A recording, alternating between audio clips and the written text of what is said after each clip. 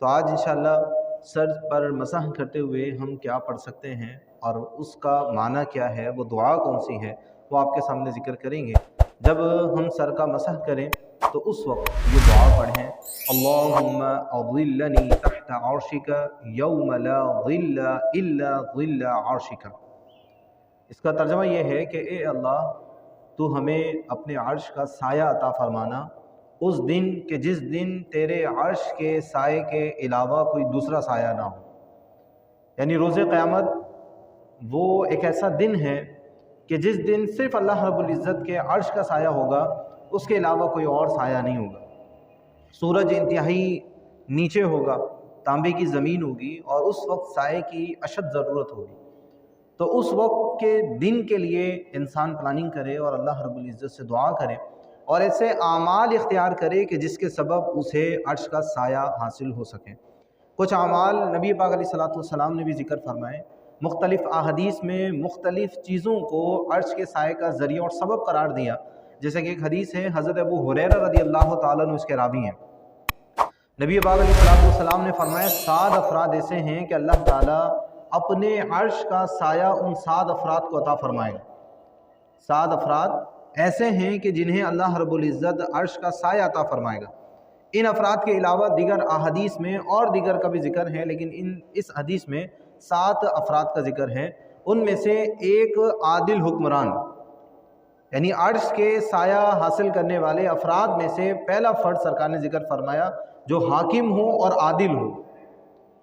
دوسرا فرمایا وہ نوجوان جس نے اللہ رب العزت کی عبادت میں اپنی زندگی گزار دی، اللہ رب العزت نے اسے جوانی عطا فرمائی اور ساری عمر اس نے اللہ رب العزت کی عبادت میں گزار دی۔ وہ شخص جس کا دل مسجد میں لگے، تیسرا فرد وہ بیان کیا کہ جس کا دل مسجد میں لگتا ہو، ایسا فرد بھی بروز قیامت اللہ کے عرش کے سائے میں ہوگا۔ چوتھا فرد بیان کیا وہ 2 شخص جو آپس میں محبت کریں تو فقط اللہ تعالیٰ کے لیے محبت کریں، اور اگر وہ جدا ہوں تو فقط اللہ تعالیٰ کے لیے جدا ہوں، یعنی ذاتی دشمنی یا دنیا کی لالچ ان میں پیش نظر نہ ہو، اللہ رب العزت کی محبت میں قریب آئیں اور اللہ رب العزت کی محبت میں دور ہو جائیں۔ وہ شخص کہ جسے کوئی مال والی، کوئی جمال والی عورت گناہ کی طرف مائل کرے، وہ عورت اسے گناہ پر مجبور کرے، گناہ کی دعوت دے، لیکن وہ اللہ رب العزت کے خوف سے ڈر کر مارے اس گناہ کی طرف نہ بڑھے اور اس کو چھوڑ دے۔ تو 5ویں نمبر پر نبی پاک علیہ الصلوۃ والسلام نے ایسے نوجوان کا تذکرہ کیا کہ جس کو گناہ کی دعوت دی گئی لیکن وہ اللہ رب العزت کے خوف سے محفوظ رہا، بچ گیا۔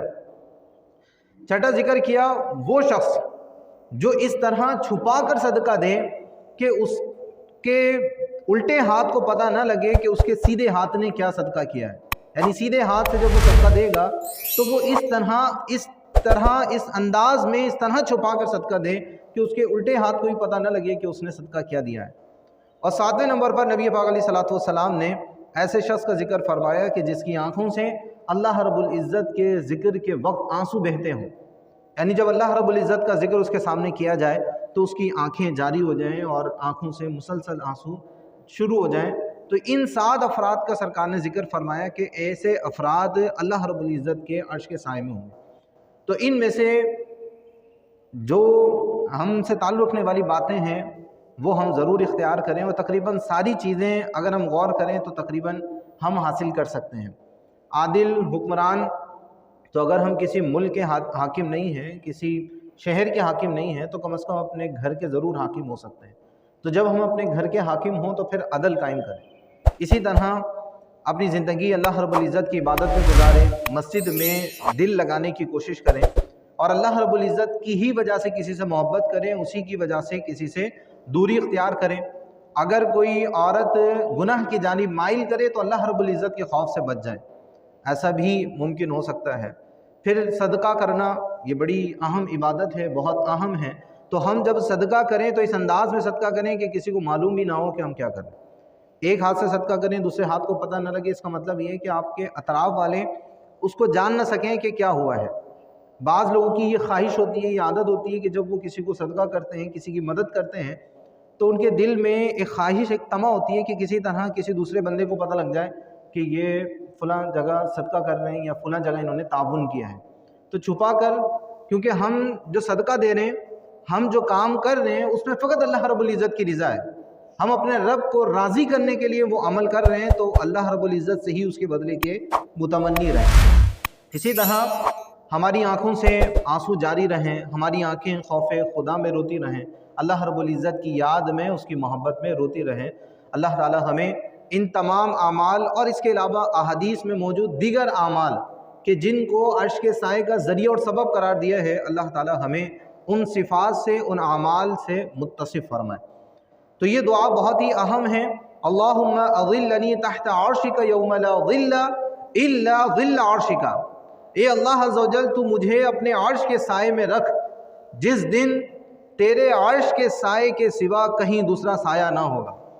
तो जब हम ये दुआ करेंगे तो हमें अर्श के साए का एक तसव्वुर ज़हन में रहेगा, और हम अगर दिन के अंदर 5 मरतबा अर्श के साए को मांगेंगे तो फिर आमाल भी करने की कोशिश करेंगे, और अल्लाह ताला इंशाअल्लाह हमारी इस दुआ को कबूल करेगा। जब बरोज़े क़यामत नफ्सी नफ्सी का आलम होगा, हर एक अपने अपने में लगा होगा, तो अल्लाह ताला हमारे इस अमल की बदौलत इंशाअल्लाह अपनी रहमत से, अपने फ़ज़ल से हमें अर्श का साया अता फ़रमाएगा। एक और दूसरी दुआ भी इन्हीं अल्फाज के साथ, लेकिन कुछ इजाफ़ी अल्फाज के साथ मनकूल है।